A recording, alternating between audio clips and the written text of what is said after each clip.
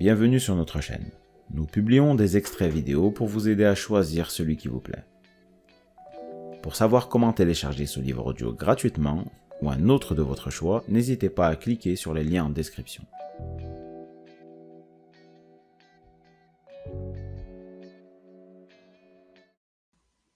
Chers auditeurs, nous vous invitons à vous plonger dans un voyage émotionnel et transformateur à l'aide du livre audio « Vivre » de renommée mondiale de Mihaly Csikszentmihalyi, expert en psychologie positive.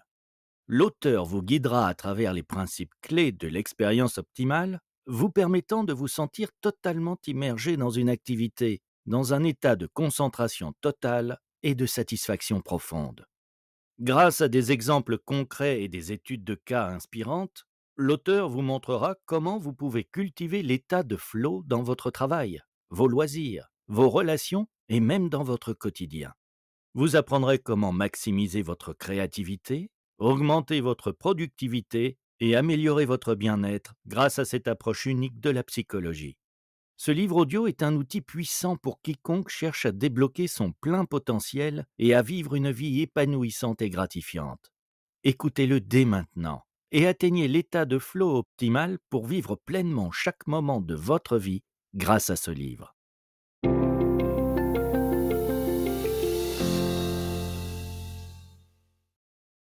Chapitre 1. La qualité de l'expérience vécue. Bonheur et expérience vécue. Il y a 2300 ans, Aristote déclarait que, par-dessus tout, les femmes et les hommes cherchent le bonheur. Tandis que le bonheur est convoité pour lui-même, tout autre but, santé, beauté, richesse ou puissance, est désiré tant qu'il est censé nous rendre heureux. Bien des choses ont changé depuis Aristote, et notre compréhension du monde s'est considérablement élargie. Les dieux des Grecs semblent bien impuissants face au pouvoir que détient l'humanité actuelle. Pourtant, pour ce qui a trait au bonheur, peu de changements sont apparus au cours des siècles.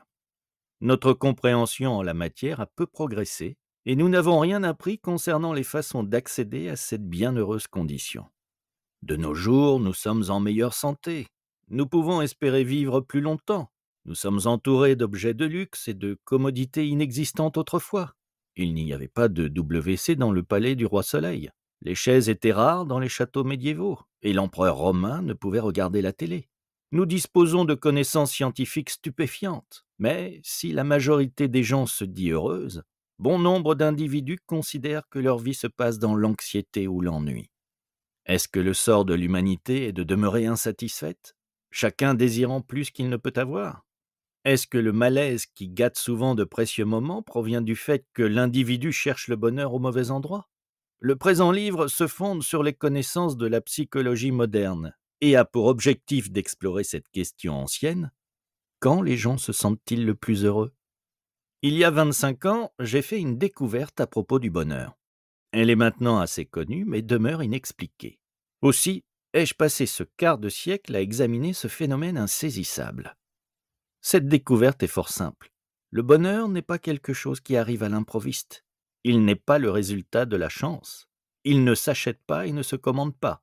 Il ne dépend pas des conditions externes, mais plutôt de la façon dont elles sont interprétées. Le bonheur est une condition qui doit être préparée, cultivée et protégée par chacun. Les gens qui apprennent à maîtriser leur expérience intérieure deviendront capables de déterminer la qualité de leur vie et de s'approcher aussi près que possible de ce qu'on appelle être heureux. Nous ne pouvons pas atteindre le bonheur en le cherchant consciemment. Comme le disait le grand philosophe anglais J.S. Mill, 1806-1873, demandez-vous si vous êtes heureux et vous cessez de l'être. Car c'est par le plein engagement dans chaque détail de sa vie qu'il est possible de trouver le bonheur et non par une recherche directe. Le psychologue autrichien Viktor Frankl le formule joliment. Ne visez pas le succès. Plus vous le cherchez, plus vous courez le risque de le rater.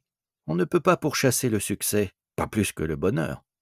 Il doit s'ensuivre ou survenir, comme l'effet non recherché d'un engagement personnel dans un projet plus grand que soi. Alors, comment parvenir à ce but insaisissable qui ne peut être atteint par une route directe? Mes 25 années de recherche m'ont convaincu qu'il existe un moyen. C'est un chemin circulaire qui commence par le contrôle du contenu de sa conscience. Les perceptions qui arrivent au cerveau sont le produit de plusieurs forces qui façonnent l'expérience vécue. Elles influencent l'humeur de l'individu. La plupart des forces en question sont hors du contrôle de la personne. Peut-on changer son tempérament? Peut-on influencer sa taille ou son intelligence? Peut-on choisir ses parents ou son lieu de naissance? Les instructions contenues dans les gènes, la loi de la gravité et la qualité de l'air font également partie des innombrables choses qui influencent ce que nous voyons, la façon dont nous nous sentons et ce que nous faisons. Il n'est donc pas surprenant qu'autant de gens croient que notre sort est déterminé par des agents externes. Pourtant, il nous est arrivé à tous, à certains moments, de nous sentir non pas assaillis par des forces anonymes, mais dans le plein contrôle de nos actions, dans la parfaite maîtrise de notre vie. Dans ces rares occasions, nous éprouvons un enchantement profond, longtemps vénéré, qui devient une référence, un modèle indiquant ce que notre vie devrait être. Voilà ce que nous entendons par expérience optimale. C'est ce que ressent le navigateur quand le vent fouette son visage et que le bateau fend la mer. Les voiles, la coque, le vent et la mer créent une harmonie qui vibre dans ses veines. C'est ce qu'éprouve l'artiste peintre quand les couleurs s'organisent sur le canevas et qu'une nouvelle œuvre, une création, prend forme sous la main de son créateur ébahi. C'est le sentiment d'un père ou d'une mère face au premier sourire de son enfant. Pareilles expériences intenses ne surviennent pas seulement lorsque les conditions externes sont favorables. Des survivants des camps de concentration qui ont connu des conditions terribles et frôlé la mort se rappellent souvent qu'au milieu de leurs épreuves, ils ont vécu de riches et intenses expériences intérieures en réaction à des événements aussi simples que le chant d'un oiseau, la réussite d'une tâche difficile, la création d'une poésie ou le partage d'un croûton de pain. Si ce livre vous a plu, vous pouvez alors le télécharger gratuitement. Pour savoir comment faire, cliquez sur le lien en description de la vidéo. N'hésitez pas à commenter pour nous informer des extraits de livres audio que vous aimeriez écouter. Pensez à liker et à vous abonner pour ne rater aucune vidéo.